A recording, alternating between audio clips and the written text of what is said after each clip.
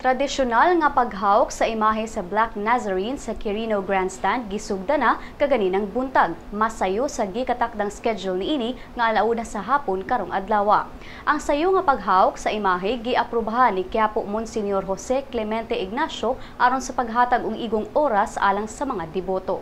Si Manila Police District Spokesperson Marisa Bruno nibutyag kaganinang buntag nga hapsay ra ang linya sa mga deboto padung sa imahe. Gikatakdang magbutang sab karong adlaw og special lane alang sa mga senior citizens o persons with disability. Mausab-sad ang schedule sa misa ug ang ruta sa prosesyon. Imbis nga alas 5 sa buntag ugma ang misa, ipahigayon kini alas 12 sa kaadlawon diin panguluhan kini ni Clemente ug ang opening liturgy panguluhan ni Archbishop Luis Antonio Cardinal Tagle. Ang opening liturgy maoy mumarka sa pagsugod sa prosesyon sa alas 5:30 sa buntag. Sa ruta, imbis nga moagi sa Escolta, Manila, adto na moagi sa sunod nga iskina ang Dasmariñas Street aron mapugngan ang posibleng aksidente tungod kay naapektuhan ang Escolta sa sunog nga miigo sa usa ka building kagahapon.